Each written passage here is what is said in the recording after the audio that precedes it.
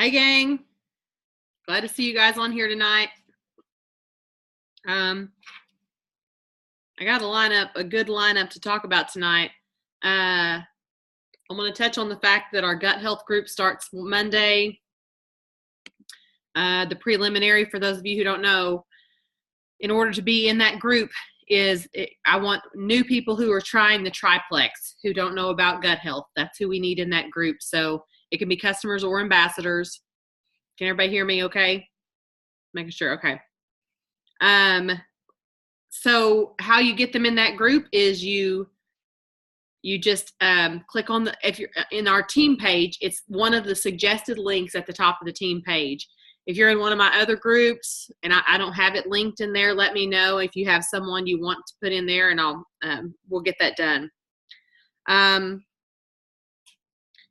I don't want you guys to forget about the March promo, the Super Silver promo. I hope everyone checked their email. Was it last night? Was that last night? Yes. Yes. Yeah. I think it was yesterday. Yeah. So the Too Big to Miss promo. It's going to be good.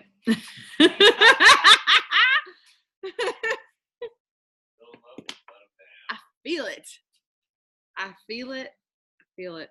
It's going to be good. So I hope you guys read about that. I'm not the only tease. The company seems to be in on the teasing scheme too. So, right? But I wanted to draw your attention to it if you did not already see it. It's a big deal. One other thing. It'll be a free live stream too, I believe. Jetty thinks it's going to be free live streaming. Kind of like last year when they did the big reveal, right? Kind of like that. I want to draw your attention to something and give you like mini homework here. Someone asked in my team page 10 hours ago the following question. So far, there have been 0 comments on it, which has me concerned. I'm like, wow, nobody has an answer for that. Okay. The question is, in 3 to 5 sentences, how would you describe your business to someone? And 10 hours ago, so what are like 10:30 this morning, someone asked this question and literally not a soul has answered, nor have they liked or hearted or cried or any other, right? Yeah, they're waiting on me. Right, okay. So some really good homework would be for those of we who get on these Zoom calls. I don't care about answering her question on there, except for if you do come up with your own answer, it'd be nice of you, because that's kind of what we do, right? For you to put your answer on there in 3 to 5 sentences. I'm not concerned so much about answering her question. I'll handle that part. I hadn't yet, but I will. But my concern is that nobody knows. Not a wrong answer. There's not a wrong answer. You can't mess this up, right? 3 to 5 sentences. How do you describe? What's that? It's the only way to do it. Right. How I describe my business totally, for me, this is just me, totally depends on who I'm talking to. You know, if I'm talking to a mom of 3 kids, then I'm going to play that into it somehow. I'm going to definitely discuss the fact that, I work for a company that I'm so proud to say I'm able to help mamas who work really hard work a whole lot less or stay at home with their babies. It's really their choice. It's I just let the conversation take over at that point. I always use my, what am I trying to say? I use the ability to connect with people because I have a good vibe of just connecting with people. So I use that to my advantage, create a little curiosity and let the conversation take over. I don't do something real super mysterious that seems real salesy, because I hate that when someone does it to me, when they're like, oh, you can imagine the super cheesy talk show type answer. I just want to start a conversation with someone, because if my 3 to 5 sentences is puking about plexus on them, they're turned off immediately. So I'd like you guys to put some thought into what would have been interesting to me when if I were to ask somebody, what is it that you do again? And what would have been an interesting answer? Does that make sense? Are you talking about the you or themselves? Well, I'm saying if anybody before I was involved in Plexus, if I had asked someone what they do and they started like giving me a spiel about ingredients, I'd have been like, whoa, whoa, whoa, whoa, way too much information. They're just being chatty, right? So you want to just create some curiosity. Another thing I've told people, depending on what I know about them, is that it might be in regards to how I help people get well. Right? The wording's going to be different every time for me. But some of you, I honestly believe some of you need to write down word for word what you might say and get practiced up on it. Even if you need to like role play with somebody, make your teenager or somebody say, ask me what I do, and then answer the question for them. And as they have them reply back to you, so you can kind of see how a conversation like that might actually roll out. That's not at all what my call is about tonight. But when I saw that I was scrolling through my team page looking for something, and I saw there's this lone question. So those of you who will take up the challenge, I would love for you to go answer the question on my team page, but not right now. Do it after the call is over, okay? I'd like for you to put some thought into that, because if you walk around hoping that people are going to ask you and you don't know what you're going to say, that's kind of dumb, right? If you wear a Plexus t-shirt, I'm just saying, I don't want to call anybody dumb, but if you wear a Plexus t-shirt and you're thinking, I hope somebody says, what's Plexus? So I can go,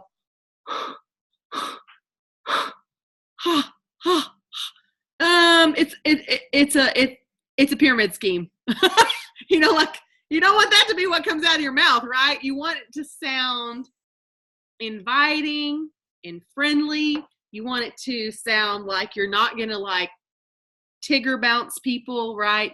You want to sound it kind of like a little bit aloof, to be honest with you, maybe excited, but I'm not going to like prospect you in the grocery store line. My biggest tip in this regard is I'm going to go back to what our last guest speaker talked about, how she makes friends with people and let them become naturally curious. Well, I prefer that tactic in every instance. So I might not go straight into what I do. I might say, you know, I work a lot of my business online. I'm a stay-at-home mom. My husband and I both work from home. I was able to retire him a few years ago. Would you believe that I did it in direct sales? And just see what they say.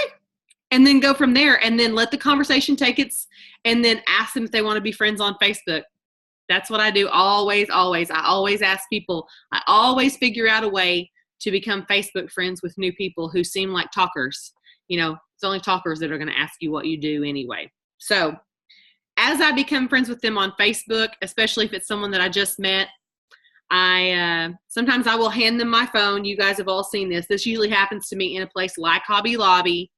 I'll pull up Facebook and I'll put the cursor in the search bar and I'll hand them my phone and say, are you on Facebook? Find yourself for me. They find themselves. They often send themselves their own friend request. Happens to me all the time. And I say, oh, there you are. You know, I confirm it or whatever. I send them their friend request. They sit there, they confirm it. And then later, while I'm standing there, I screen capture the picture of who they are so that I don't forget their name. I screen capture it while I'm talking to them. I hold it down low, I just screen capture it. And then that evening when I'm at home, I go back and look, oh yeah, there's their name. And I might shoot them a little message. It was nice to meet you. Let human nature's curiosity take control at that point, so that they're going to come over. They're going to look to see if you're married, if you live locally. They're going to read on your page. Human nature in this business is your very best friend, especially on social media. People's nosiness is absolutely. When I'm posting, I always think, if a stranger got on my page and looked around, would they want to know more about me, or would they think, block her, she's nuts, right? That's always in the back of my mind when I'm posting on Facebook, talking about things, asking questions, creating engagement. So, okay, that's a little tidbit of homework. If you're in my other groups, I'd love for you to do the same homework. It's good for you. Tonight, our topic, I gave you a little list of something to look at, and it's indirectly connected to our topic, and I'll show you what I mean. I'm pulling up what I posted in our different groups here. The notes for tonight's call. The reason I wanted you to have those notes is because I want you to do some thinking about those things.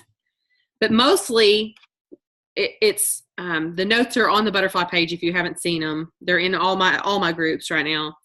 The notes are categories, goal categories. I'm not going to talk to you about goal setting, though. I'm talking to you about something different. But I am going to read down through these categories because I want your brain to start spinning. Okay. Number 1, health and fitness. What do you want to weigh? How do you want to feel? When do you want to complete your first marathon? By the way, me, I don't ever care to complete a marathon, but those types of questions are what you need to be asking yourself. Apparently, I stole this list from somewhere else. 2, intellectual life. What or how many books would you like to read this year? What seminars would you like to attend? What skills would you like to attain? What classes would you like to take? 3, your emotional life. Where would you like your energy and happiness levels to be? Okay, I'm going to pause on that one right there. Where would you like your energy and happiness levels to be? To me, that's like the most duh question in the world, right? Everybody wants to be super happy and have lots of energy. How would you like to feel throughout your day, including the afternoon time when a lot of us normally feel a slump? Number 4, character. What do you want to stand for? What values do you want to have? What level of integrity would you like to operate at? 5, your spiritual life. What personal spiritual practices would you like to maintain or begin? How often do you want to pray or meditate? How often do you want to visit church, a meeting, a service, etc.? Number 6, love relationships. Who do you want to be with? What kind of partner do you want to be? What type of life do you want to live with your partner? Where do you want to vacation? Where do you want to live? Number 7, parenting vision. How do you want to parent your children? What values do you want to instill in them? How much time do you want to spend with your children each day/week? I really like that last question. How much time? Wait. I haven't said yet. Somebody said, okay, sorry. You didn't miss it. These are goal categories, but I haven't said it yet. So,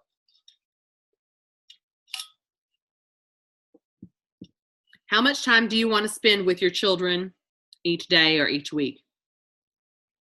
I like that question a lot because I think we limit ourselves in our mind about, well, I only have in a school year, I only have from the time they wake up in the morning until I have to ship them off somewhere.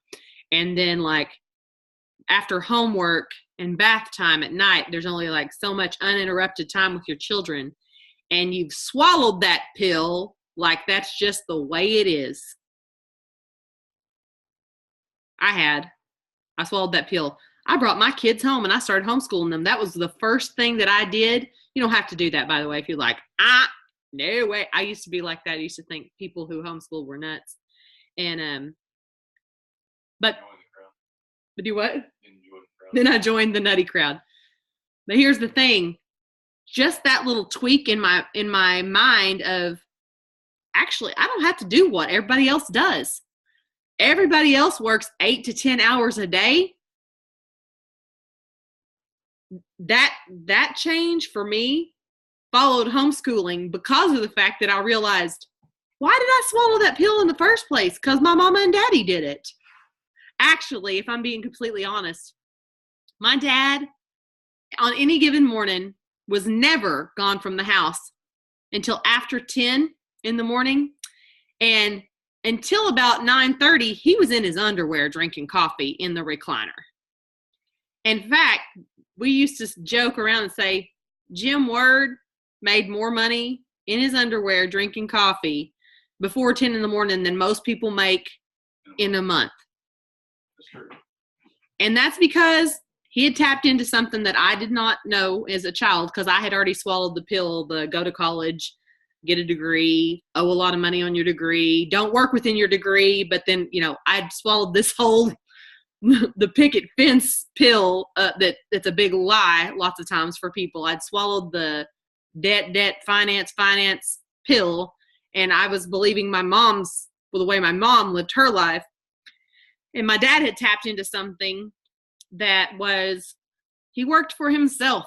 He was his own boss, and he was an extraordinary entrepreneur. And he used I think my dad was a manifester, to be honest with you, if I can just explain what that means to you. I think my dad, while he had his vices, extraordinary vices, let's just talk about him in a nice way tonight, okay? Can y'all just keep down your terrible criticism for just a minute, okay? Just kidding. Let's talk about the good things about my dad, who is gone, by the way, so I have to be nice, right? But my dad was a manifester. He saw life through a different pair of glasses than the rest of the world. He used his cell phone when it was the size of a brick, right, to his advantage. The majority of my high school years, he was one of those people that had a cell phone when people didn't have cell phones. And he talked excitedly about things. He talked excitedly about life. He didn't mind spending money. Okay. This is a huge thing about manifestation.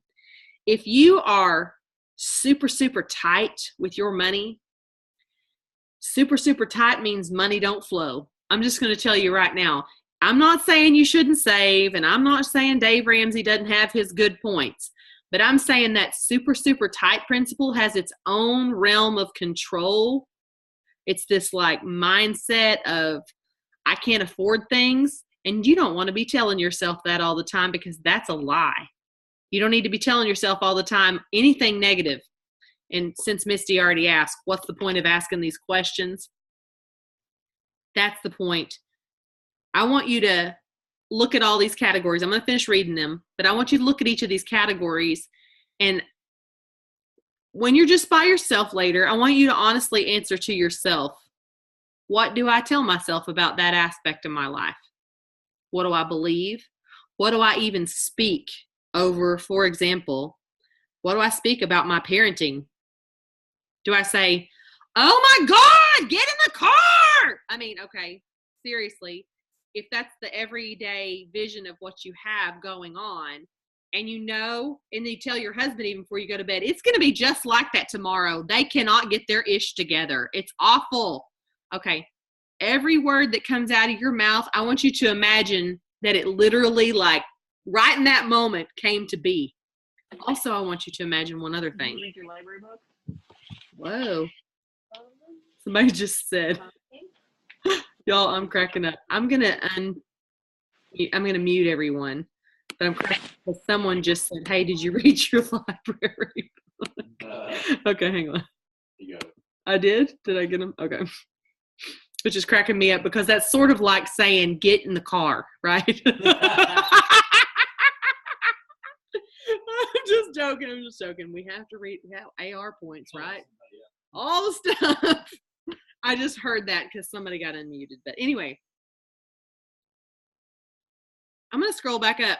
What do you say to yourself about your love relationships? He does not get me. I don't think he's ever going to. What do you say about your spiritual life? God, she's so much more spiritual than me. I don't even know. I don't even know how people are like that. I don't even know what I believe. It doesn't matter to me. That's way outside my realm. Okay. What do you believe about your character? Oh my God. What do you tell yourself about your character? What do you tell yourself about your character? What does your brain think about that? What do you think about your emotional life? Where it says, where would you like your energy and happiness levels to be? What do you tell yourself about your happiness levels? What comes out of your mouth? Today was such a long day. I'm just going to take a nap, but there is no nap to have. because there's a homework to do and all the things, right? What do you say about your intellectual life? By the way, I could have stayed on emotional life. I could do a dissertation. What do you say about your emotional life? Where would you like your energy and happiness to be? How would you like to feel throughout your day? Okay, that was me. But if you could make a dissertation based on just slapping yourself in the head. Okay. Intellectual life. What do you say about how many books you would like to read this year? I don't have time for that. Are you kidding me? Literally, I'm making my kid read their book, their library book, right?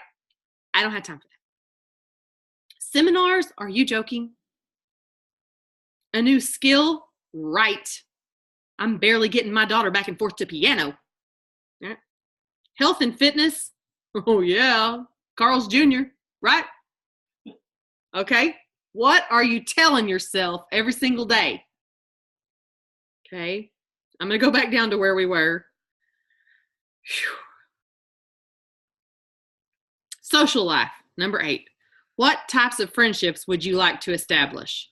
What kind of friend would you like to be? What types of activities would you like to experience or enjoy in your social life? I want to talk about social life for just 1 second. They say that you are, what's the word? My math teacher, Mama, is coming out in me when I say, when you add 5 things together and you 5 things together and then you divide by 5, you get the average. So you are the average of your 5 closest friends. That's what they say. So they say that your salary is the average of your 5 closest friends. More important than that, I think your emotional intelligence is the sum total. So if your sister-in-law is one of your closest friends and she just aggs on the, oh, my kids are so stupid too, girl. My husband this too, and all this stuff. I'm just saying, you don't have to get rid of your sister-in-law if you're stuck, right? But you can add people who have what you strive to your life to look like in all areas, in all 12 areas here. I'm gonna tell you right now, having better relationships in my life a top priority for me has been one of the number 1 things for me, because I look for people who, like, I have enough people that are yanking on me and pulling themselves up. Does that make sense? Like, they're grabbing me and they're like, save me, help me. And I need people in my life that I need to feel balance. I don't need everybody to be like, and if it's comfortable, as far as socially, it's socially comfortable to run around with morons. But it's not raising your emotional intelligence. Does that make sense? Okay, I saw some eyebrows. It's comfortable to run around with people who you know don't have their act together anyway. That's what I mean. I'm not calling them morons. I did, but I didn't mean it in a mean way. I meant it's comfortable to be like, I don't have to get my act together because none of my friends have their act together. And so that just makes it easier. Nobody I run around with wants to do a diet or anything, and that's all good. Everybody's comfortable. But it's not comfortable long-term to just stay stuck. It's not comfortable long-term to be in debt for the rest of your life. It's not comfortable long-term to have goals and dreams about your kids, and that the desire in your heart is to want to be the main influence in their life, and you know for a fact it's the daycare.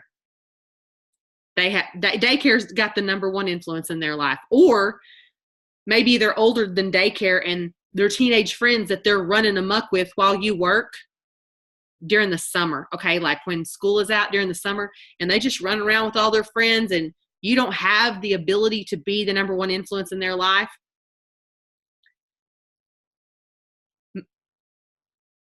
Finding other people who have figured that out, making friends with them, that's one of the smartest things I ever did. And I don't mind telling them, hey, I'm super interested in being a friend with you. I'm just going to be honest with you. I want to learn from you how you do this, how you do that. That's my goal. And the friendship will blossom on its own. Oh, somebody says, if you are the smartest, best paid, healthiest person in your group, then you need more friends. Yes. She says, John Maxwell, she means Jim Rohn, I think, right? Typo. Jim Rohn, Eric Worre, Sarah Robbins, all talk about this. She may mean Sarah Roberts, but I don't know. Do you mean Sarah Robbins? Yes. So that's absolutely true. You need to make a bigger circle of friends. Okay, financial life. Did I already do that one? No. How much money would you like to make or save? How would you like to see money flow to you? Big deal what I'm about to say to you. Money is one of the biggest things that I see people unknowingly trash talk themselves about. I can't afford that. I would, but things are tight right now. Okay. If that's what you see in the natural and you don't want to continue to see that, then you need to quit saying it. Your words have energy. Your words literally bring back to you the same thing over and over and over and over. You have to correct how you say that. One of the trickiest ones I've ever heard is, I can't afford it. How do you get that across to someone who's invited you to the movies without saying, I can't afford it? Right? Does anybody have a suggestion? Because literally that was one of the biggest ones for me. Biggest stumbling blocks is how to say, I can't afford that. Here's what I think I would say. I think I would go along the lines of, huh? I don't need that. Yeah. Well, going to the movies with your friends? Something, okay, he said, I don't need that, right? But I'm talking about when you literally are speaking the word. I'd love to do that with you. I'd love to do that with you next time. Maybe we can do that another time. But right now, I have a goal in mind, and it's going to take my finances to do that. Right? Yeah. Yeah, it's hard when you say something about your priorities and stuff because people start thinking it's a knock on them for wanting to go to the movies, like, well, I just wanted to go to the movies. What's wrong with you? Like, so it's hard to explain to someone, I've got a goal right now. I'd love to go to the movies with you once I meet my goal. Right? Okay.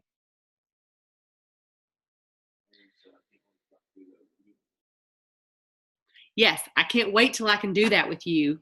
Oh, that's good. That's good. How would you like to see money flow to you? Okay. One of the biggest things about money being energy, if you've never heard that concept, Google it. Your mind will be blown. Money is energy. Money flows to givers. I'm going to tell you that right now. Money flows to givers. People who are givers, more money comes to you. If you are purposeful in your giving, if you're like, I put extra money in the places of need. I do that. I do it. My heart as a giver has grown and grown and grown. The more that I do this, I see a need, and my heart is to meet needs, right? I have my own needs too. I want to meet my needs, but my heart is to be where my family is so extraordinarily blessed that like meeting other people's needs is just part of the fabric of who I am because I can do that. Okay. So it says, how would you like to see money flow to you? Okay, here's how. I put my hands out and I say, I'm a giver. I want money to flow to me like it's easy, so I don't have to hold on to it like this. The way to quit holding on to it like this is to quit holding on to it like this, first of all. That's the first principle. The way in which it flows to you, don't put judgment on that. It might be checks in the mail. It might be royalties that your grandma had on oil, right? You don't know. We don't know. If you're like, well, I want my Plexus business to expand, God's like, all righty then. He's like, how about don't limit me? I love that that's the question it asks. How would you like money to flow to you?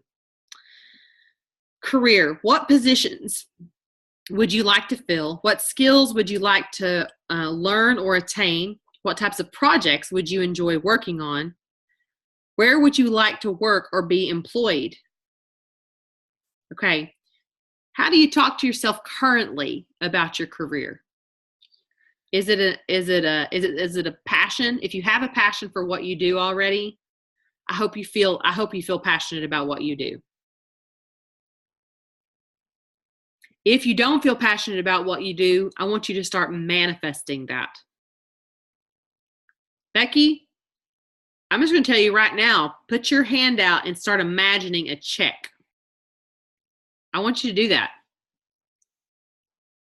I have one other friend, a friend that I told a story. I was praying over her and praying over her doing some healing with. And I just said to her, I said, I see money. Like I even prayed over her hands. I said, I see money.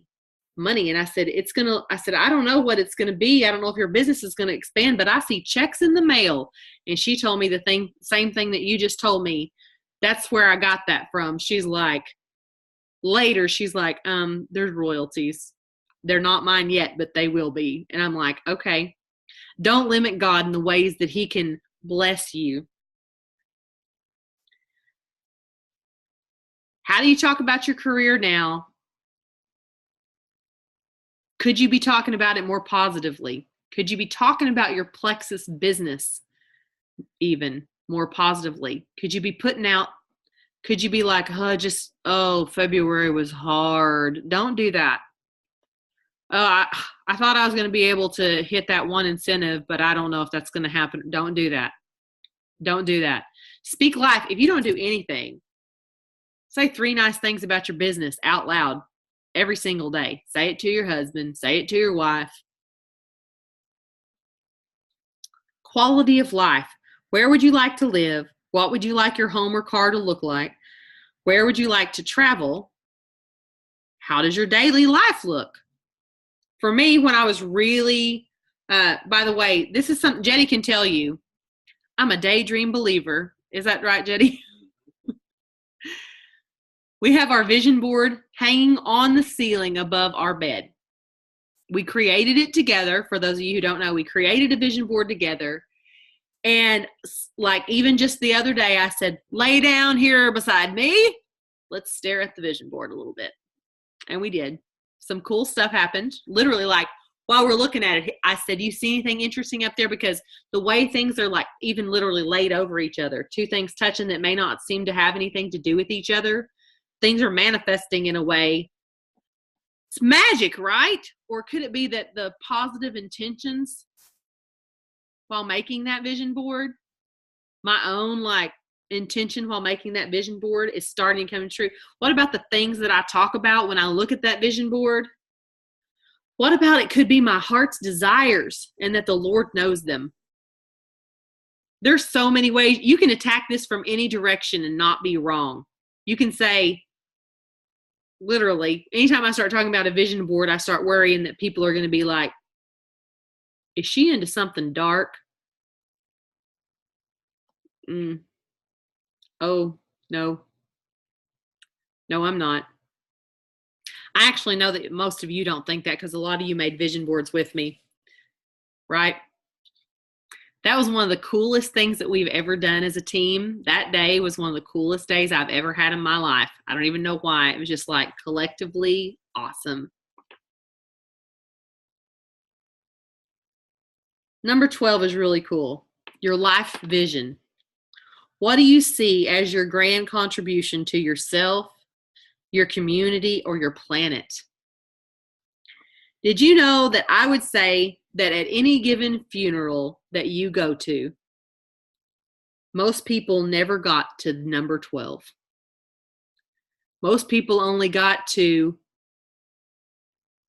I work a 40-hour week for a living, just to send it on down the line, right?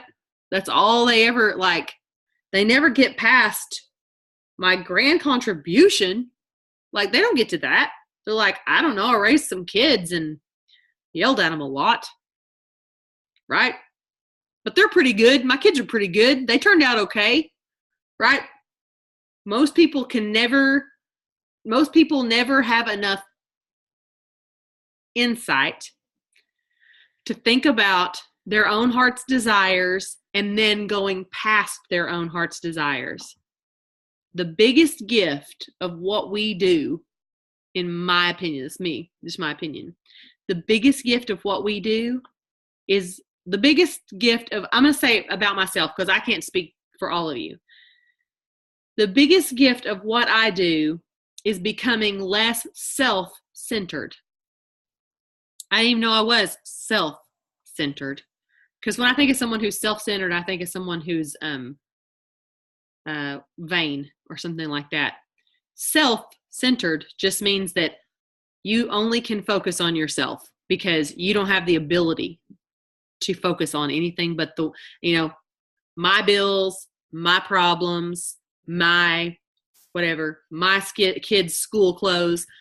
Like when you are the angel tree, you can't contribute to the angel tree. Does that make sense? Right? Nothing wrong with any of that. I'm just saying, I pray that you guys have a number 12 in your heart all the time. I want number 12 to be like something that pulls you like a kite string. I can teach you how to cold message people all day long. I can teach you the exact words to say. I can teach you how to invite people to parties. I can throw the party and then teach you how to invite them. But here's the question I wrote down. Is your mouth canceling all your hard work? That's a hard pill to swallow. If the stuff that you say, and yes, exactly, your thoughts, if the trash that you think about your own self, I mean, I'm going to tell you, women are the worst. We do it about our bodies. When you look in the mirror, if you say things to yourself in the mirror that you would not say to your daughter, or you would slap someone for saying to your daughter, then you need to stop it. I feel like I need a microphone. I feel like somebody should give me a stage right now and a microphone, because that is a big deal right there. If you look at yourself and all you can see are the flaws, but you look at other people and you don't see all their flaws, then that's an issue that you have and you need to correct that. Right? You got to break yourself free. It's like a butterfly, right? Right?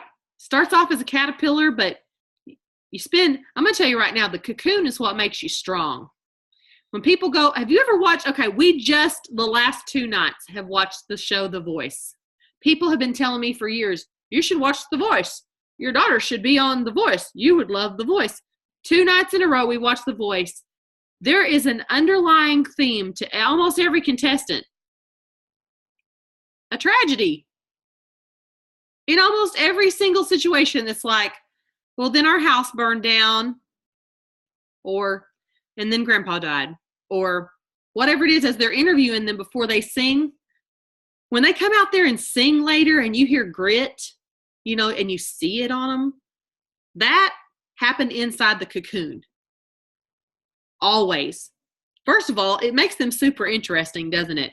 Like, it's like, well, do you ever see somebody come on and be like, they're interviewing them, they're like, so what was your life like? And they're like, well, I was born with a silver spoon in my mouth, and then mom sent me to piano lessons when I was 4. And then ever since then, life has always just unfolded for me exactly the way I thought. Now I want to sing for you. Never. It's never like that. Ever.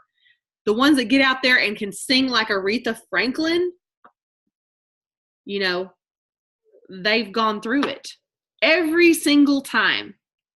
But also I can tell you this, they have a number 12 in their heart. Always. They went through a cocoon. They may have gone through multiple cocoon seasons. And on the other side, I can tell you this much. It would take a literal pack of donkeys, and I'd have to be strapped up, and they'd have to pull me onto the stage and then have a gun to my head to get me on The Voice. Wouldn't happen. Don't want to do it. I don't want to feel the pressure. I don't want to feel the pressure of someone judging the way I sing. You're not going to see me do that. But these people, that is the number 12 in their heart. They have a vision for their life. a contribution thing in their life. What do you see as your grand contribution to yourself, your community, your planet? I went through a cocoon season. It was awful. But now I can perform like Aretha Franklin because I got so much soul. Soul came from the cocoon, right? The soul always comes from the cocoon.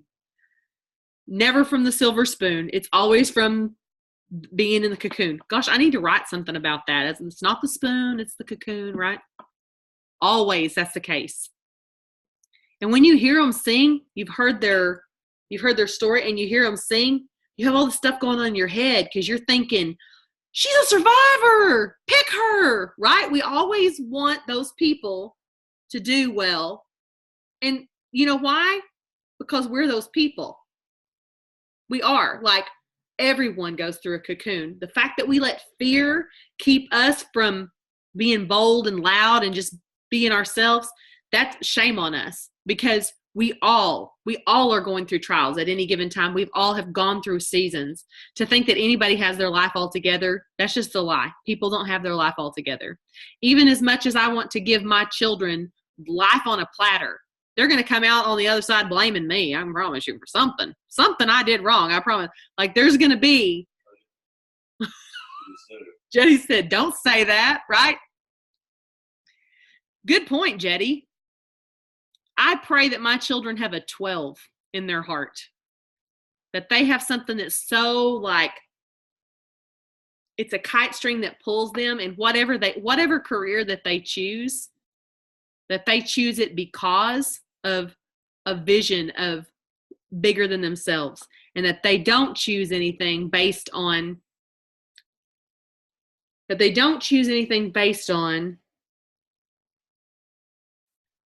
insecurity, that they don't choose anything based on awkward inner reflection. I want them to do something that makes them truly happy. I was discussing this last night, like, what is happiness?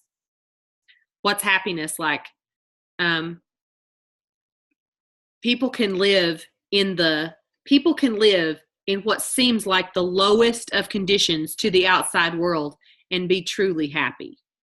That's what I want for my family. I want them to be happy. And happiness comes from alignment with your purpose. Alignment with your calling. The number one, joy, you're right. Somebody says, is happy or joy? But I want them to be happy too. Like, I want their happiness to come from aligning with their purpose. And they say it's the number one cure for depression. They say if somebody's depressed, it's just because they're not lined up yet with what their calling is. Once they line up with their calling, it's not actually, I read a whole thing about this the other day. They said it's not actually depression that's going on. It's something that's pushing them, and they don't understand the sensation. It's pushing them to line up with their purpose, line up with their calling. Depression, what we call depression many times, I know it's not going to be it's case by case, I'm sure, but many times what we call depression is something pushing them to get outside their comfort zone and do something that looks like a number 12. What's your call? What's your purpose? So I feel like I can get on here. I was thinking about this earlier today. What am I going to teach about tonight? What do I want to talk about?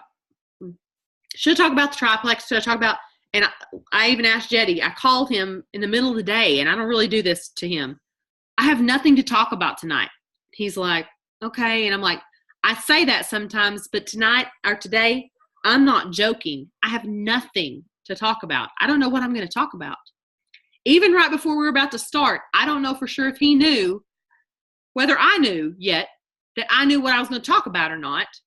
But I had in the middle, he doesn't know this, but in the middle of all that worrying about talking about something, I got a real 2x4 to the head that was like, you can teach all day long about all this other stuff, but the question is your mouth, or like someone said, are your thoughts canceling all your hard work?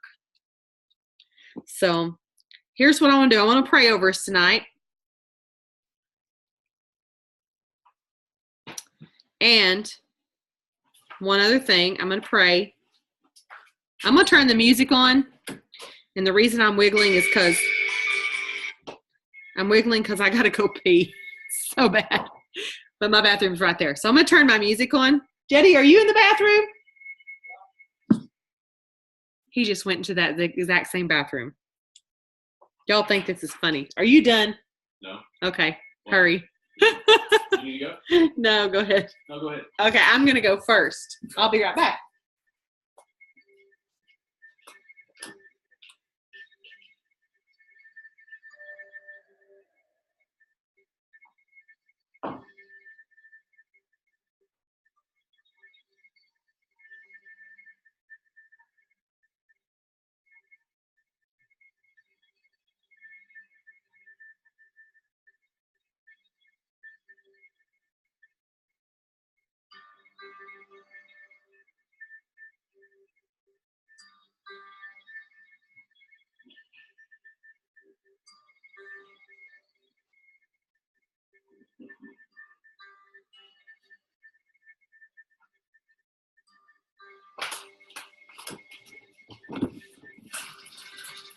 That was fast, right? Potty break.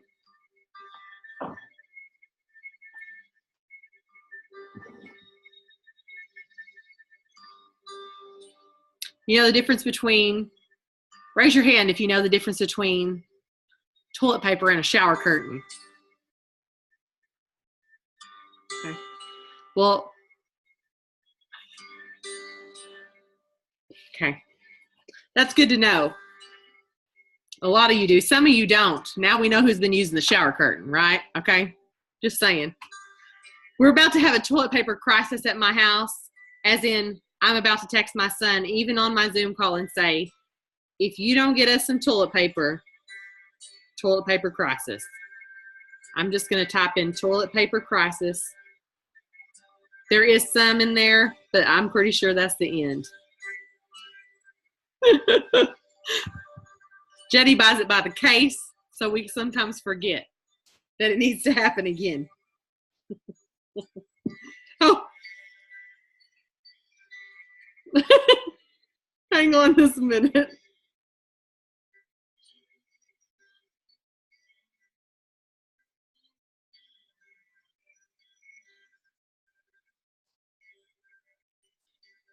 I said, toilet paper crisis, and my daughter said, where? Because she thought somebody needs to bring it to one of the bathrooms. She said, where? No, it's just for later. I just meant someone needs to go get some later. Okay. She just now came in. She was texting me. Thanks, sister. She's a good one. That's funny. Okay. So I'm going to trust that when we get off, we get off of this call tonight, that you guys are going to look at the 1 through 12, answer the questions for yourself. But I really want you to think about phrases that fly out of your mouth. Some of you are going to have different areas than others. You know, like some of you tonight were like, oh my gosh, I do that on one of the areas or the other. And I want you to give yourself a good, honest evaluation. What area? And I want you to also think, is that the area we struggle the most in? Yeah, I can promise you, I already know the answer to that. The place you trash talk is where you're going to struggle. It feels like, well, yeah, I trash talk it because I struggle. But it's just a cycle. It's a cycle. It's a perpetuating whatever that, okay?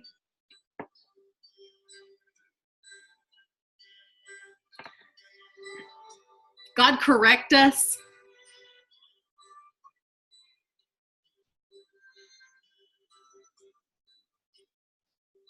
God nudge us, show us. Show us the answer to that question. Is my mouth or are my thoughts canceling out my hard work? God, am I a powerful manifester? Yeah. You might be manifesting junk because that may be what's in your mouth, and that may be like what's coming out of your mouth, that may be what's coming from your thought life. Regardless, you are a powerful manifester. He's given us more, that whole willpower thing. He's given us more freedom than we really realize.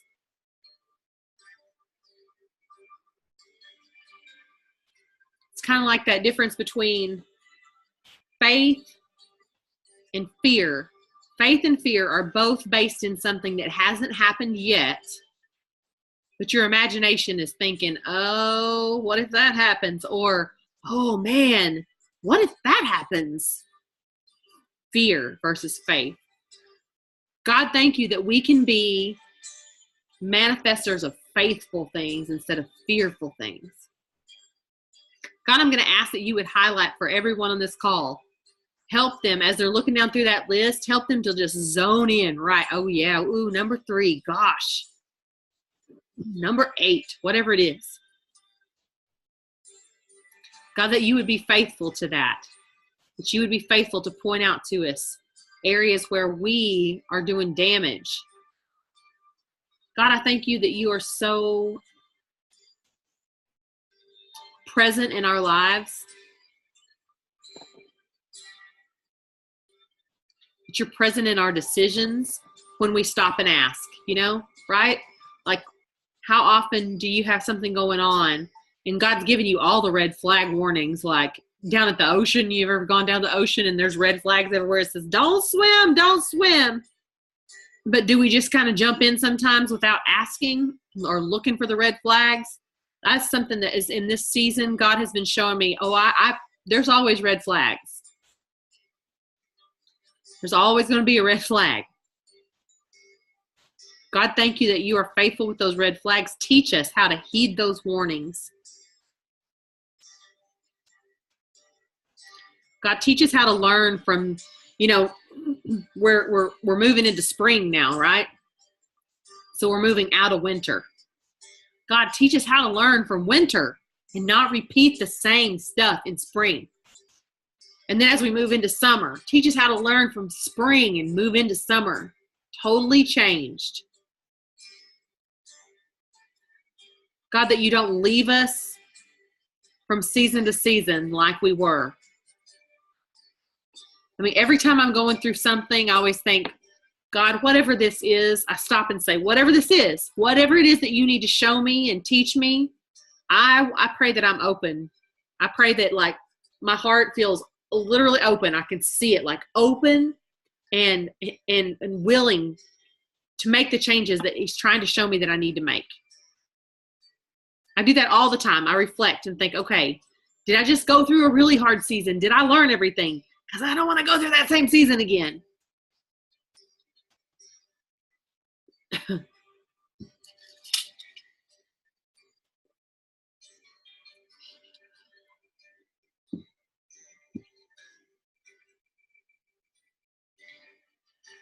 There's a song, it's coming to my mind. I got to think of the words. I'm not going to sing it, but it says,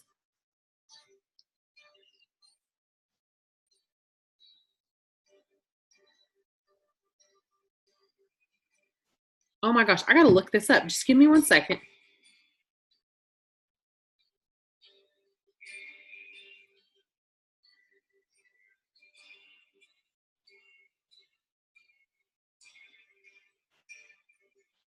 Okay, hang on 1 second. It's literally the tune is being sung in my head, but I can't think of all the words. Okay. I think I'm supposed to like read some lyrics here.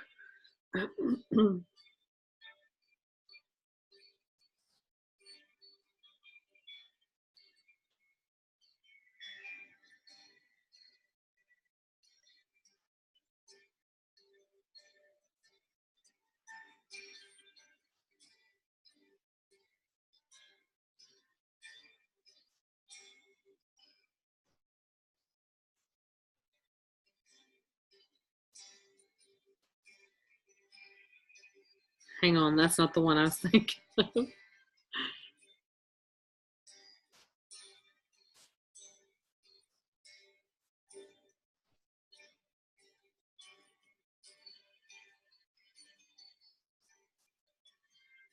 Every man, okay. It says every man has his daydream. Every man has his goal. People like the way dreams have of sticking to the soul. This is another one that I think the one that I remember says, rain comes after thunder, winter comes after fall. Sometimes I don't think I have, okay, hang on a second. Lord, this is a really weird thing since I can't find the right lyrics. Everything has its season, everything has its time.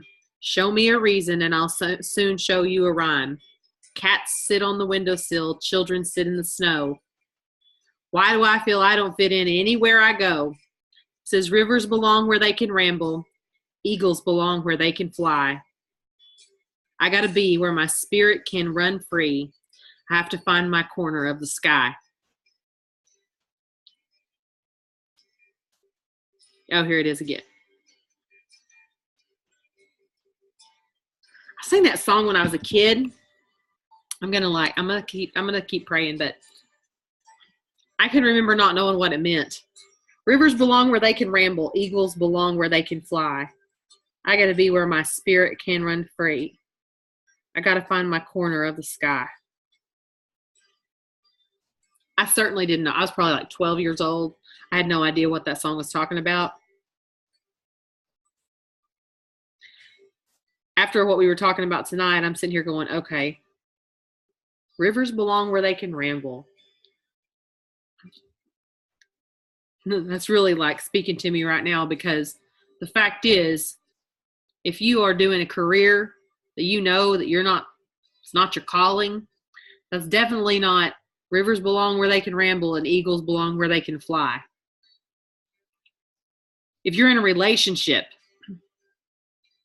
and it's just one thing after another, same thing.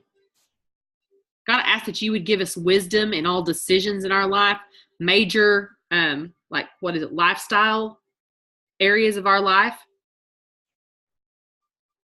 God, if we're in a career that we don't need to be in, Lord, that you would just give us the nudges, show us the warning signs, give us the red flags so that we would know. I feel literally right now, I think the lyrics to that song were coming to my mind because I think literally there are some of you right now who have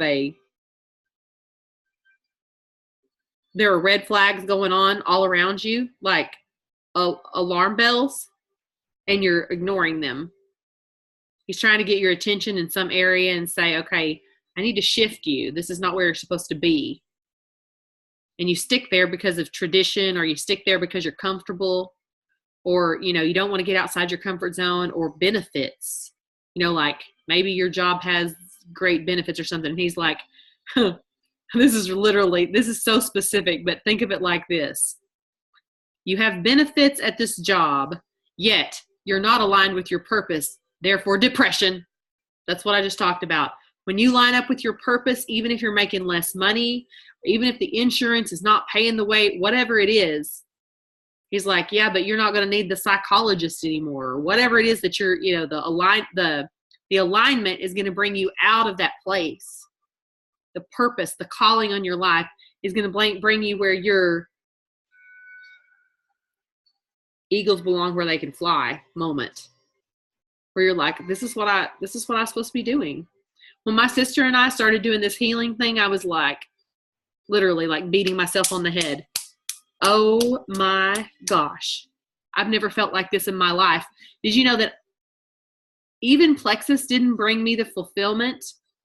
Plexus brought me the ability to do it though.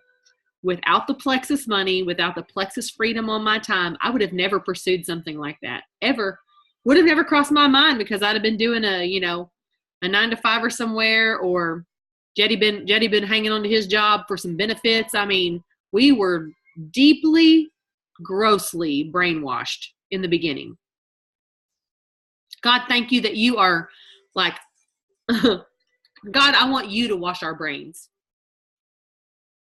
I want it to be totally different than the way that society washes our brains, and peer pressure washes our brains, and the desire to fit in, the desire to, I don't know, be normal. Normal is extraordinarily boring. Also, normal is usually broke. That's what the normal looks like. God, give us the courage. Show us the steps that need to fall in place so that we can be and act on courageous things. Sometimes it's a process. You think you're going to you know what, I'm going to wake up tomorrow and I'm finally going to set this world on fire. It never really works like that. It's like, okay, I'm going to put one foot in front of the other and I'm going to do brave things. One brave thing after another. Finding your purpose is usually one brave thing after another, until literally your comfort zone is so big that you're like, if there's no boundary, I'm not, they say there's that graphic that shows your comfort zone, and it's like a circle on a piece of paper. And then it shows a dot on the outside of it. It says where the magic happens on the outside, on the outside of your comfort zone. What if that circle was like way bigger? You don't even see the limits of it. The circle is the universe. It's so big. Your comfort zone gets bigger every time you do something hard. God, I pray that you would flow through me to where it's indiscernible, where it's you, what's me. God, I pray that your healing power would flow through me. I'm talking, you can say these same things about yourself. God, I pray that your healing power would flow through me. And literally, when I lay hands on people, it's as if you were laying your hands on people.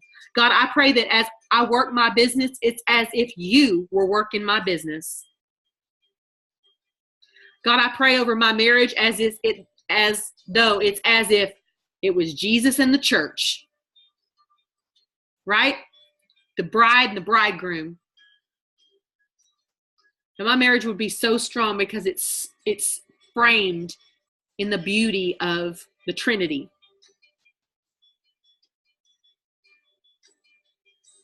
God, I pray that my heart will be so like your heart.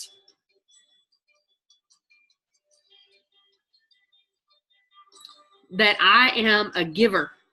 That I meet other people's needs. That I do that even before I feel like I freely can. Lord, that you trust me with the lunch money. You trust me in those little moments because you see what I do. You see my character. You're building my character. As I walk in faith more and more and more. That's all it is. That's the theme here. It's walking in faith. Walking in faith. Doing things that you don't know what the outcome is going to be. You just do it because you feel like you're supposed to. It's all about character. It's all about walking in faith. It's all about giving, even though you might be in the position that you probably need to be given to. And the Lord says, watch how this works. It's pretty cool. You give. You will be given to. It's multiplication. You give. You subtract from you. I multiply back to you.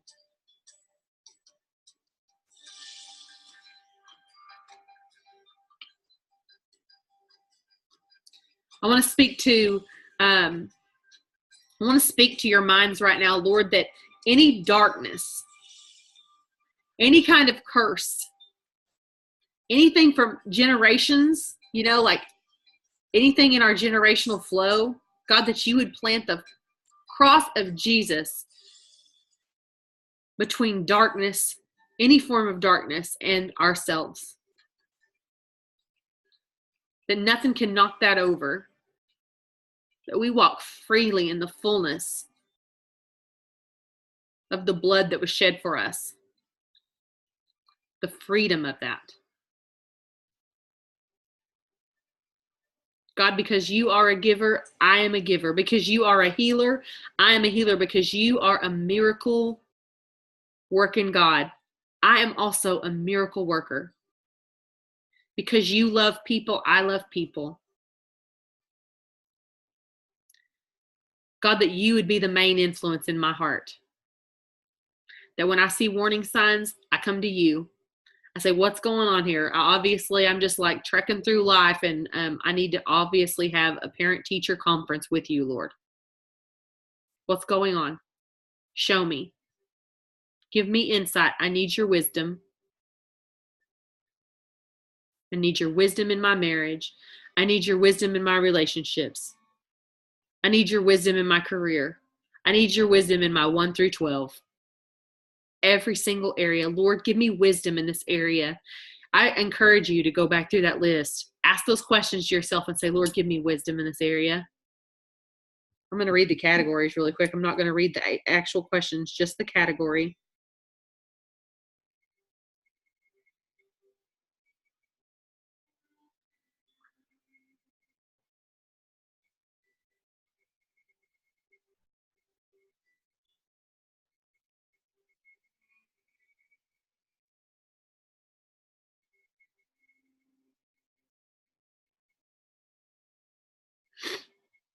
Hang on one second.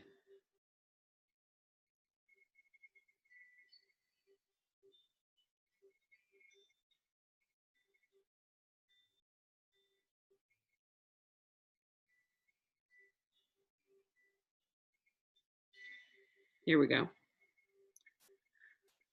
God, that you would give us wisdom in our health and our fitness, that you would give us wisdom in our intellectual life and in our emotional life.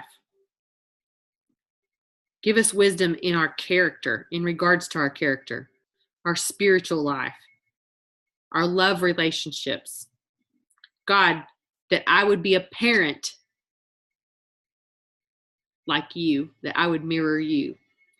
God, give me wisdom in my social life. Give me wisdom in my financial life. God, is this career the right career for me? God, show me what quality of life really looks like. And God, that my life vision would look like a map of your heart. That it would look like the bridge to the song Hosanna. Heal my heart and make it clean. Open up my eyes to the things unseen.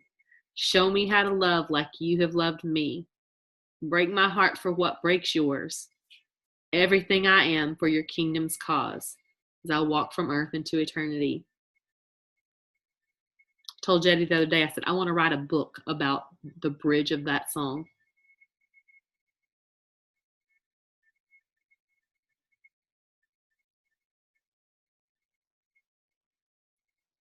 I feel like I'm supposed to do one more thing here. I'm going to back that song up just a little bit.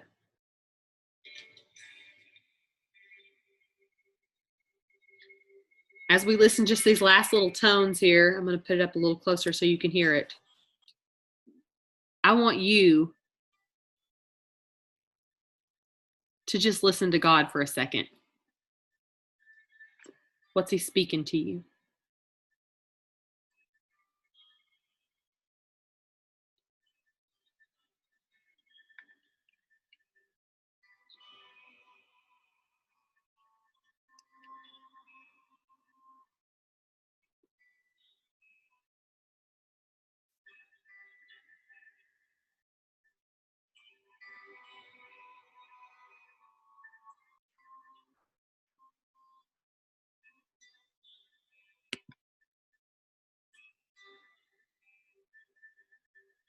Truly believe that he's really speaking to some of you right now.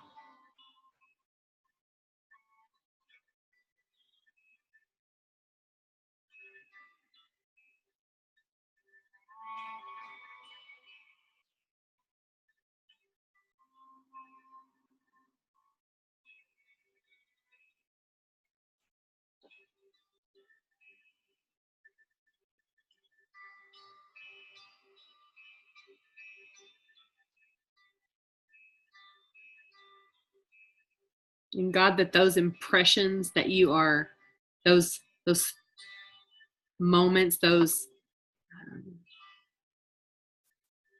details that you're impressing on our heart right now, that they would be engraved as you speak to us about who we are, why we're important. God, you are marvelous. You made us marvelous too. I pray that you don't speak anything over yourself that's not marvelous.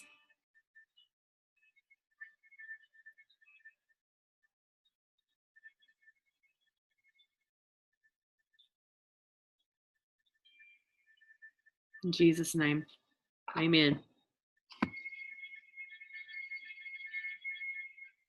if God gave you something in that last, whatever, anytime, any during the prayer, but in that last minute specifically, I want you to write that down.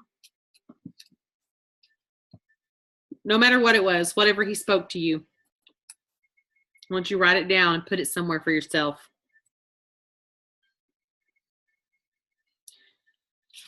And I want to ask you one final question, and then this will be over with. Do you go about your day-to-day stuff expectantly? Expecting God to work through you, expecting God to do amazing things. I asked myself that question a few months ago, and I really saw things start to change. When I saw God kind of leading me in the direction of healing, I felt God asking me, do you go about your day expectantly? And I thought, well, I don't know. I mean, I think that I do. And what I realized is even though I thought that I did, I still was just kind of living life. And on my way home today, I had run a few errands in town. I had to go have my son fitted for a tux. I mean, it's prom time of year. Neither one of my kids have ever been to a prom, and they're both going this year. So I was in town and I was headed home. And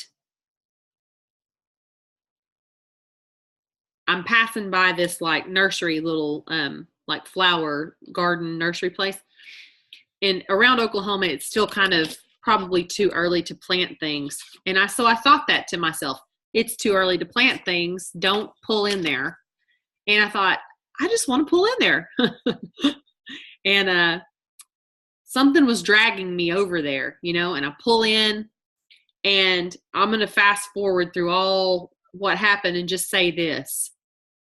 There was an older lady there, and I'm kind of on the same little row of flowers that she is, and she looks up at me and she says, honey, I pulled 2 more roses out here. I need you to go put in my car. And I was like, oh, okay. Like, she thinks I work there. I can tell. She thinks that she probably thinks I was the person she talked to a minute ago. I don't know. I said, oh, okay. So I kind of start walking her direction because I'm thinking, I'll go put it in her car for her, whatever she needs done. And I get headed that way, and the man who owns the place says, oh no, she's talking to me, which I knew, but I said, oh, okay. I said, I think she maybe has moved some roses out that she wants in her car. He's like, okay. But while I was there, my hands got hot as fire. Like while she's talking, the lady has talked to me 2 or 3 times back and forth.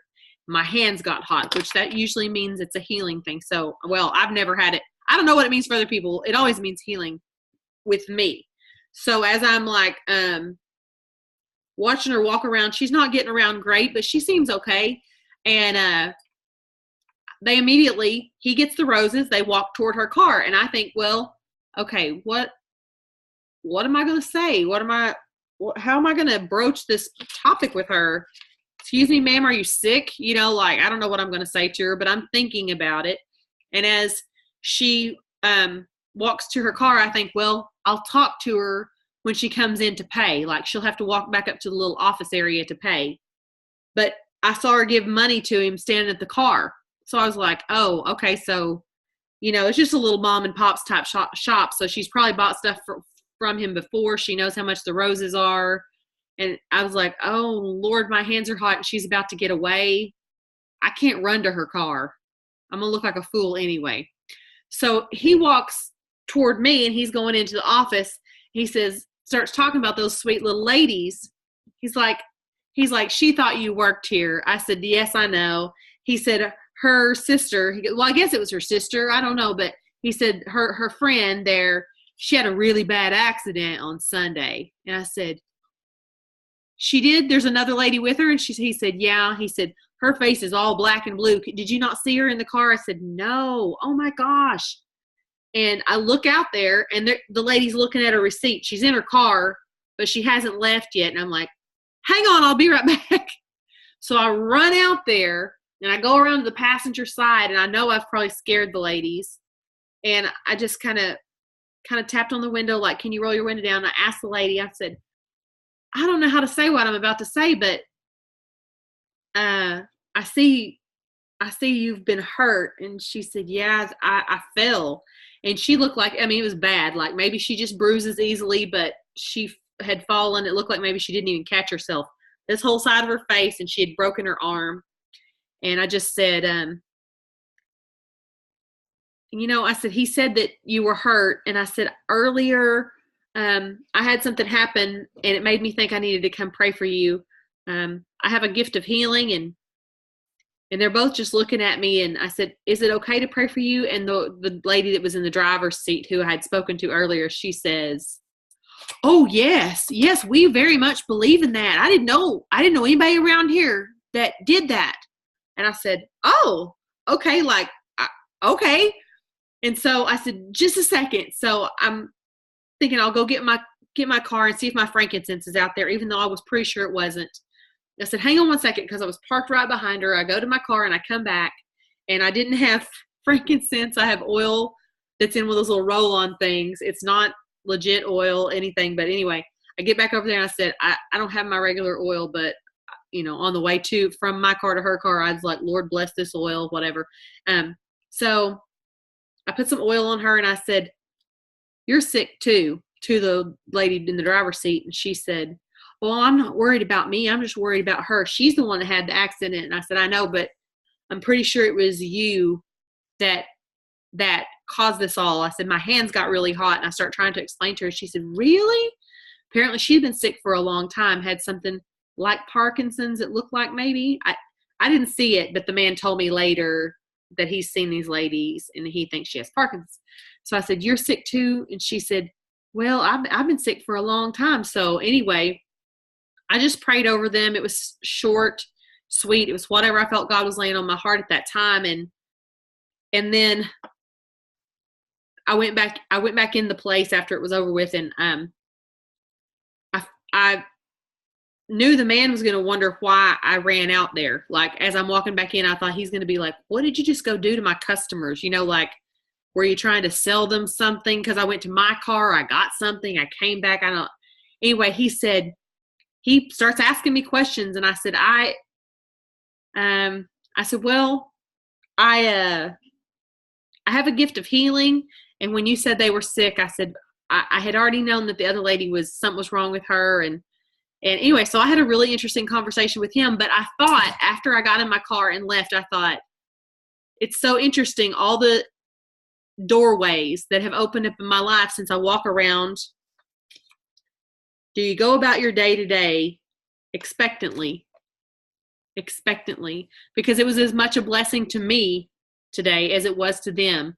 I don't know. I have no idea what's going to happen with those ladies, but I can tell you this. If my hands heat up, something's going to happen. God doesn't say, guess what? They're sick, and be like, psych, I'm just kidding. That's never happened. So anyway, yeah, or it don't matter. Hang on, wait, when did I get off here? I'll decide. I'm not sure. Anyway, I'm sharing that with you guys because that's been sort of a kind of new concept in my life in regards to just walking around.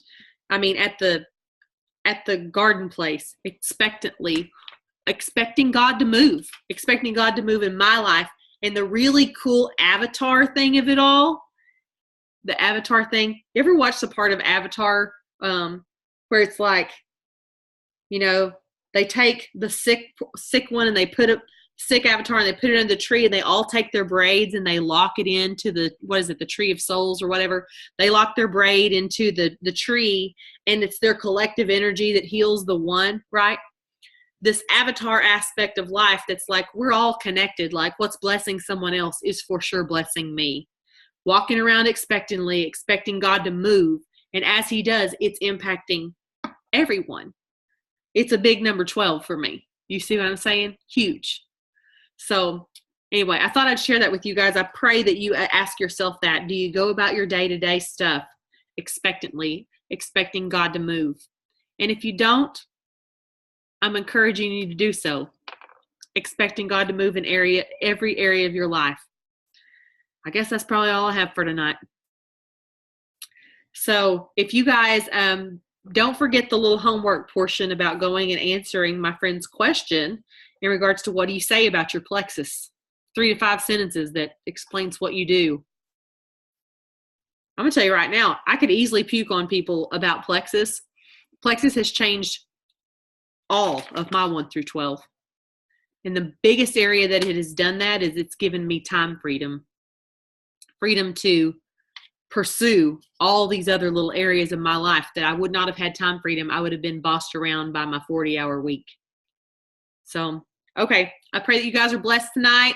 I will be seeing you guys next week. I feel like there's another group. The Learn and Earn group starts on Monday. So if you have new people, don't forget to put them in that group, okay? God bless you guys. Have a good night. I'm gonna read something here. I'm gonna stop the recording.